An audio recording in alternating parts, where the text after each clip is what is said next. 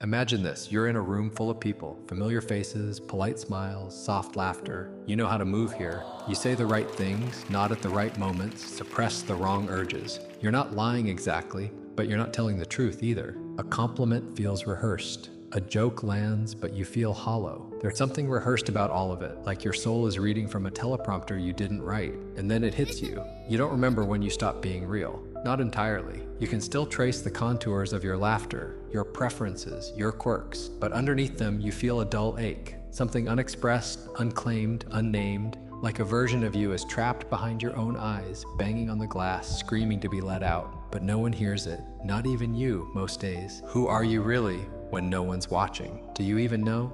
Now imagine you were born into a vast theater, and from your first breath you were handed a mask. You didn't ask for it, you didn't even notice it going on, but it fit snugly, so snugly that over time it became indistinguishable from your face. The applause came quickly. Parents smiled, teachers praised, friends approved. Every time you played the part well, you were rewarded. Every time you slipped, the silence was deafening. So you learned, adapt, comply, edit, repeat, and somewhere in that loop you were lost. There's a wordless agreement society makes with you. We'll accept you as long as you aren't fully you. Too angry? You're called dramatic. Too sensitive? You're weak. Too confident? You're arrogant. Too quiet? You're suspicious. You learn to trim your edges to fit the mold. And that mold is everywhere. In classrooms, boardrooms, online feeds, dating profiles, family dinners. Invisible, but omnipresent. Is this what it means to be civilized? Is this maturity or just domestication? The irony is grotesque. We're told to be ourselves while simultaneously being punished for it. Be honest, but don't offend. Be authentic, but stay likable. Be unique, but not so much that you stand out. It's a double bind. No matter what path you choose, you're wrong in some way. So you learn to silence your instincts, shave down your truth, perform a version of yourself that's palatable. And then, perhaps worst of all, you forget you're performing at all. How much of you is real, and how much of you is a survival strategy? And here's the haunting part. This isn't just about social etiquette or fitting in. It's deeper than that. It's existential. Every time you betray a small part of your truth to gain acceptance, you're not just compromising, you're amputating a little piece of your soul carved away with a smile. A small death that no one sees. And over time, those pieces add up, until one day you wake up, look in the mirror, and feel like a stranger is staring back. And society doesn't care. In fact, it rewards the mask. The job offer goes to the one who interviews well, not the one who is most sincere. The relationship lasts with the one who knows how to regulate their emotion, not necessarily the one who feels most deeply. Even self-expression has been commodified. You can be yourself, as long as it fits the algorithm, as long as it's marketable, as long as it doesn't make anyone uncomfortable. But what if your truth is uncomfortable? What if your real self doesn't want the things you were told to want? Career, status, followers, aesthetics. What if it wants something messy, raw, irrational? What if it wants to scream or cry or stay silent or vanish into the woods for 6 months? What if it doesn't want to play the game at all? Then what? Do you edit it out, drown it in distractions, shame it into silence, or do you listen? But what would happen if you actually lived from that place? Would you still be loved? Would anyone recognize you? Would you recognize yourself? These questions aren't hypothetical. They're the beating heart of a deeper crisis, one most people never name, because naming it would make it real. And if it's real, then we'd have to face the terrifying possibility that much of what we call success, maturity, or even normal is built on a lie. Not an intentional lie, but a necessary one. A lie we were taught to tell because the truth is harder, because truth costs something, and most people aren't ready to pay. But maybe you are. Maybe something inside you is done with the script. Maybe you're tired of living inside parentheses, of turning the volume down on your soul just to be tolerated. Maybe you're not here to be tolerated at all. The question isn't whether society is shaping you. It is. The real question, the great question, is this. At what point did you agree to abandon who you really are? And who benefits from that silence? Hold on to that, because what comes next will show you why this happens and just how deep the betrayal goes. You didn't ask for this. No one handed you a contract saying, sign here to erase your authenticity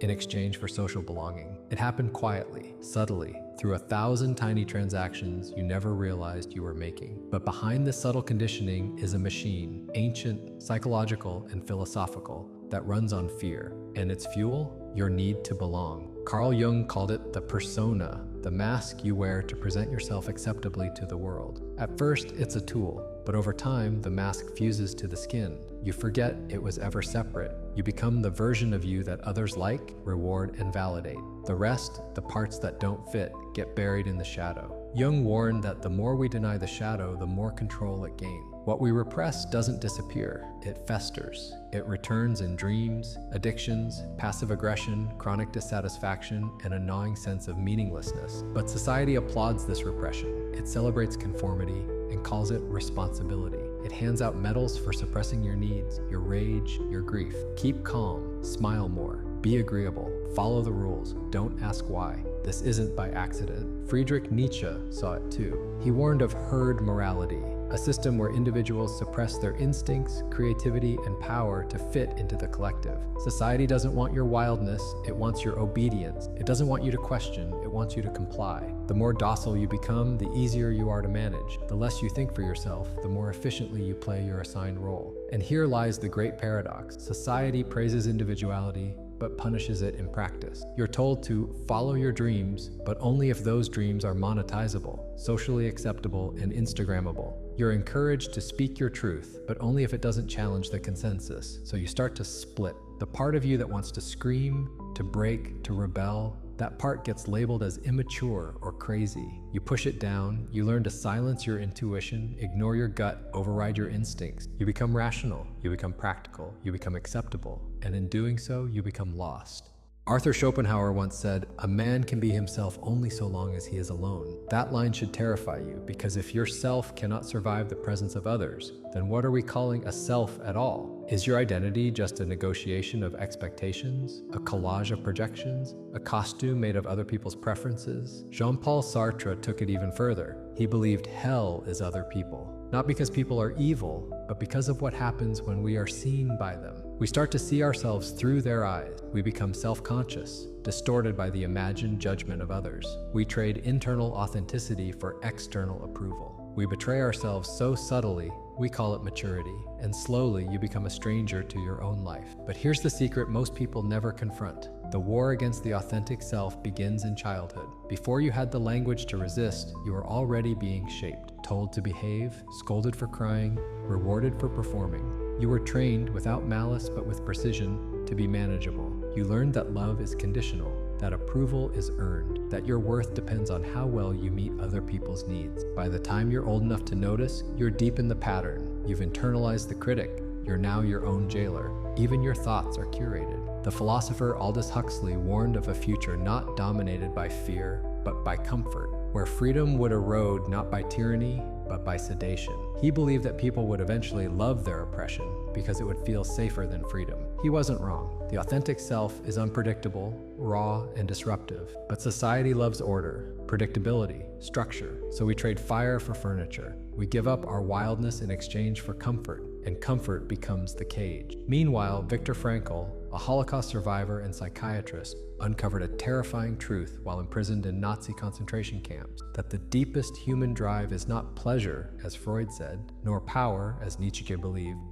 but meaning. Yet meaning can't be mass-produced. It can't be handed to you by schools, companies, or influencers. Meaning requires risk, honesty, confrontation with the parts of yourself you were taught to hide. And society doesn't want that. A meaningful life is dangerous to a system that runs on compliance. So what do? We numb, we distract, we buy things, we scroll, we pretend. We live on the surface because the depths are too threatening. We live in echo chambers that affirm the mask and silence the soul. But the soul doesn't stay silent forever. Eventually, it rebels. It shows up in panic attacks, depression, chronic dissatisfaction. It whispers in the silence between achievements. It howls in the loneliness after the party. It gnaws at the back of your mind when you're doing everything right, but feel nothing at all. That feeling, that's your real self, starved, exiled, and dying to be seen. And the more you ignore it, the more it rots, until you no longer know if the life you're living is yours or just the most convenient version of it. So here you are, wearing a mask that's starting to crack, living a story you didn't write, chasing validation that never fills the void, and wondering why, even when you win, you still feel like you're losing. But what if this isn't your failure? What if it's the inevitable result of a system designed to erase you? What if society didn't just make you forget who you are, What if it made you afraid to remember? Now you're beginning to see the architecture of the trap, but you haven't seen its full cost, not yet. There are consequences for this slow self-erasure. Some are invisible, some are devastating, and they're closer than you think. Let's go deeper. You can't see it in the mirror. There are no bruises, no scars, nothing dramatic. That's what makes it so insidious. The damage isn't visible, it's existential. It happens in the pauses between your words, in the way you hesitate before speaking, in the way you check faces for approval before you finish a sentence. It lives in your posture, in the way you shrink just slightly in certain rooms. It hides behind the phrase, "It's not a big deal," but it is. The slow erasure of your authentic self doesn't just hurt, it rewires you. Literally, your brain over time becomes a map of your adaptation. Neurons that once fired for curiosity, passion, and self-expression are rerouted for caution, suppression, and strategic silence. This isn't metaphor. Neuroplasticity is real. When you consistently edit your behavior to avoid judgment, rejection, or shame, your brain builds that pattern into its wiring. It becomes default. You stop needing external suppression. You become your own censor. Every time you want to say something true and don't, every time you pretend to agree when you don't, every time you laugh when something hurts, that's reinforcement, neural conditioning. And over time, the cost isn't just emotional, it's neurological. You lose access to the raw, unfiltered energy of your own life. That's why so many people feel numb, not sad, numb. You're not supposed to feel this flat. Life wasn't meant to be a dull sequence of tolerable moments, but the system trained you to trade depth for safety, and safety, when over-applied, becomes a prison. Think of it like this. Your authentic self is a wild animal, meant to roam, but society offered you a cage with food and comfort. It's warm, it's stable, you survive, but you don't live. Over time, the animal forgets what it means to run. It forgets the sky. The cage becomes home. And then one day you realize you've been surviving your life, not living it. That realization can break you, or it can awaken you, but before it does either, it devastates. Here's where it gets darker. This chronic disconnection from your real self creates what psychologists call cognitive dissonance, a split between how you live and how you feel. You might look fine on the outside, but internally, there's a quiet panic, a persistent, low-level anxiety you can't name, a sense that something is off, but you don't know what. So you search for reasons. Maybe it's your job, maybe your relationship, maybe your body. You tweak the external, rearrange the furniture of your life, but the feeling doesn't leave because the real dissonance isn't between you and your life, it's between you and yourself. And it breeds symptoms, depression, anxiety, burnout, loneliness, even physical illness. The body keeps the score, as trauma expert Bessel van der Kolk wrote. Emotional repression taxes your nervous system. Chronic self-betrayal shows up in cortisol spikes, muscle tension, digestive issues, insomnia. Your body rebels against the lie because pretending is exhausting. But society calls this normal. You're expected to function like this, to wake up tired, scroll through curated illusions, wear a polite face, grind through meaningless tasks, smile at people you don't trust, and call it adulting. If you break down, there's a pill. If you still feel empty, there's a podcast. If that fails, there's a vacation or a course or another trend to chase. No one asks the real question, what if the pain isn't the problem? What if it's the evidence that you're still alive? Because buried beneath all that numbness is a signal, a pulse, a last flicker of your buried self saying, this is not who I am, this is not how I was meant to live, and here's the deepest cost. Disconnection from others, from reality, from truth. See, when you bury your real self to survive, you lose the ability to connect. Not just socially, but existentially. You can't bond with others authentically if you're hiding who you are. You can't receive love if it's directed at your mask. Every compliment, every I love you hits the armor, not you. And you wonder why it doesn't satisfy, why you still feel unseen, because you are unseen, even by yourself. This is how loneliness thrives in crowds, how people married for decades can feel like strangers, how influencers with millions of followers can feel empty and lost. It's not lack of connection, it's lack of realness in the connection. We weren't built for performance, we were built for intimacy, vulnerability, presence, and when we trade that for image, we starve. Slowly, silently, even meaning becomes warped. Remember Frankl? He said meaning is what gives life value, but meaning requires authenticity. You can't build a meaningful life on a false self. That's like building a cathedral on sand. It might look impressive, but it will always feel fragile. That's why success without authenticity feels hollow, why achievements don't heal the wound. You climb the ladder only to realize it's leaning against the wrong wall. The cost isn't just personal, it's collective. A society built on performance becomes pathological. Leaders pander, artists self-censor, Conversations become performances. Outrage replaces dialogue. Everyone is curating, no one is connecting, and in that vacuum, extremism thrives. Loneliness deepens, cynicism spreads, and we wonder why the world feels more divided, more artificial, more disconnected than ever. It's not just technology, it's not just politics, it's this deeper rupture, the collective abandonment of the authentic self. But don't lose hope. This darkness isn't the end, it's the turning point. Because once you see the cost, once you feel the hollowness, once you realize you've been living a life scripted by someone else, you're no longer asleep. You're at the edge of something dangerous and sacred, a choice. And that choice, whether to keep performing or to reclaim your truth, is where everything begins to change. The rebellion doesn't start in the streets, it starts in the mirror.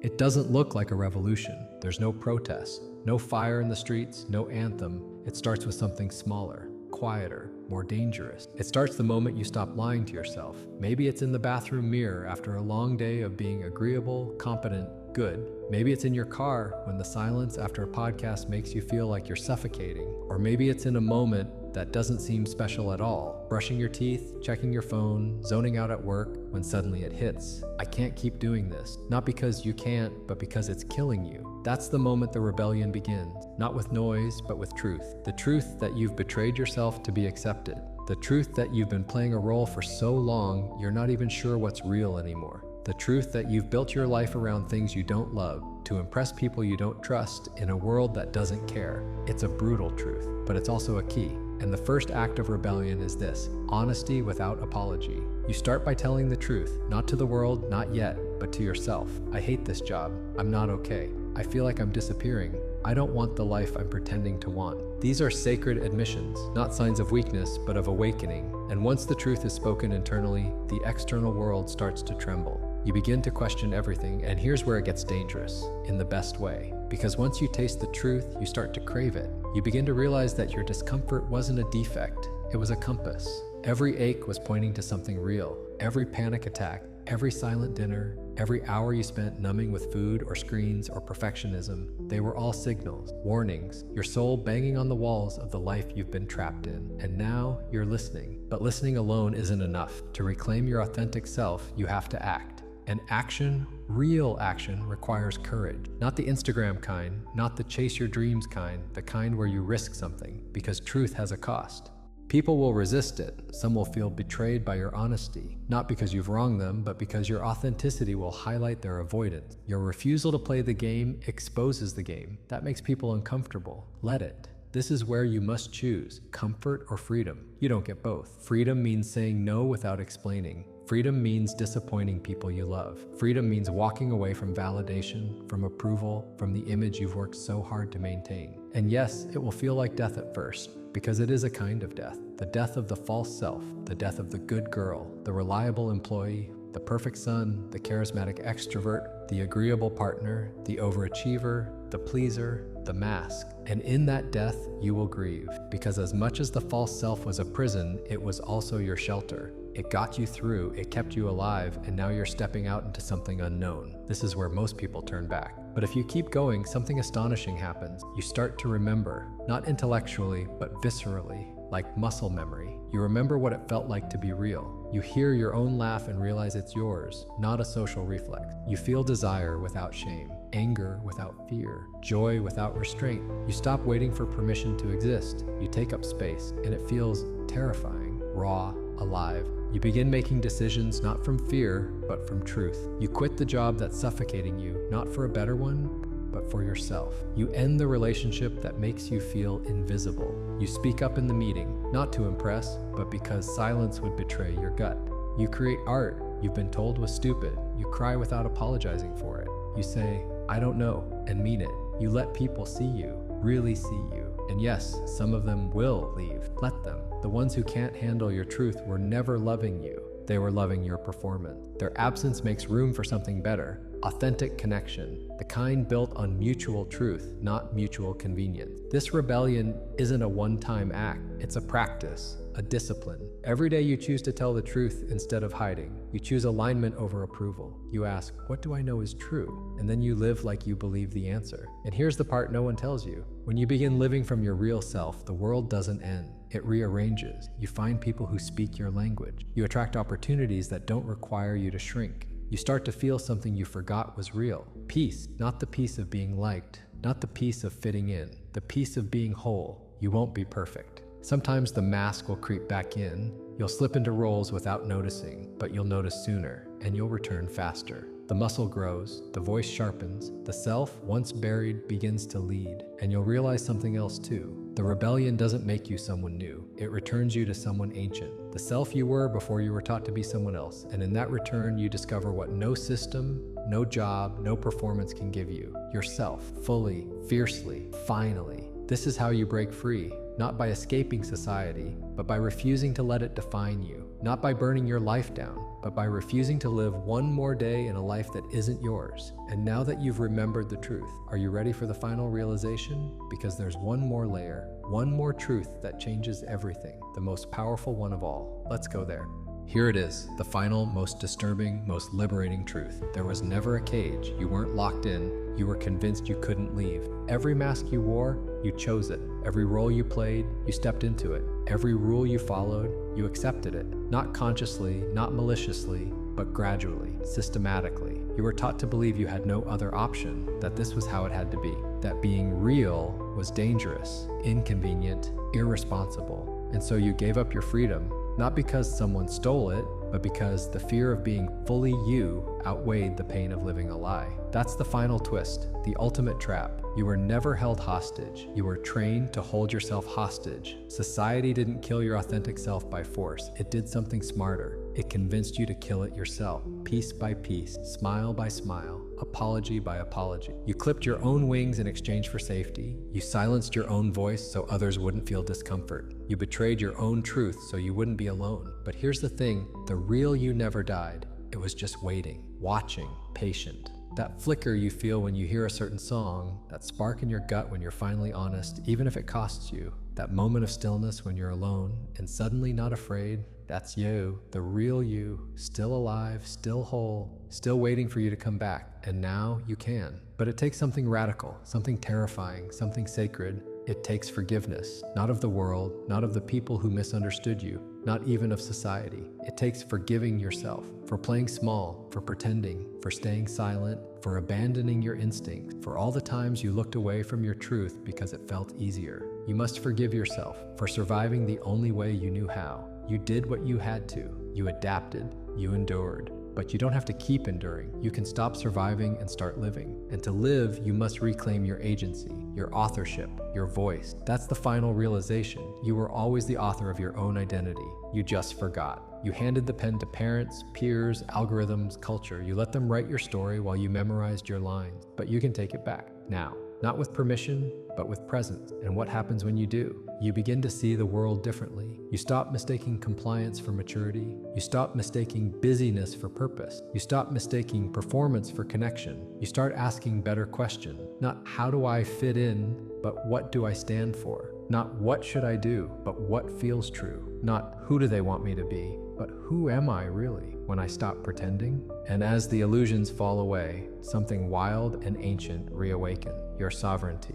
Not just your right to exist, but your responsibility to exist fully. Not a version of you, not a role, you. And this is the great cosmic joke. Everything you were seeking out there, love, meaning, freedom, belonging, it was never out there. It was in the parts of you you buried, the raw parts, the broken parts, the parts that didn't make sense. They weren't flaws, they were fingerprints, soul markers, proof that you were never meant to be like everyone else. You were meant to be you, not a copy, not a brand, not a persona, a one of one, unrepeatable, sacred. And that's the truth society fears the most. Because if you become fully yourself, unapologetically, irreversibly, you can't be controlled. You don't chase empty things. You don't buy what they're selling. You don't bow to approval. You become unpredictable, dangerous, alive. And alive people awaken others. It's a chain reaction. One soul on fire can light 1,000 more. So here you are, standing at the edge of a life you didn't choose, and in your hands, the match. The old story is ending. The one where you had to earn your worth, where you had to perform to be loved, where you had to dim your light to keep others comfortable. Let it burn. And from the ashes, write something real, something wild, something only you could write. No more rehearsals, no more masks, no more waiting. This is your life, this is yourself, this is your return, not to who you were before the world got to you, but to who you were meant to be all along. And the most radical thing you can do now, be that, relentlessly, honestly, without explanation. Because once you become unapologetically yourself, you give the world something it desperately needs, someone real. If you've made it this far, maybe you're not just watching. Maybe you're remembering. The rebellion doesn't begin out there. It begins in here with the courage to face yourself. So don't scroll past this moment. Watch what comes next, not to be entertained, but to keep waking up. Until next time, stay sovereign, stay real.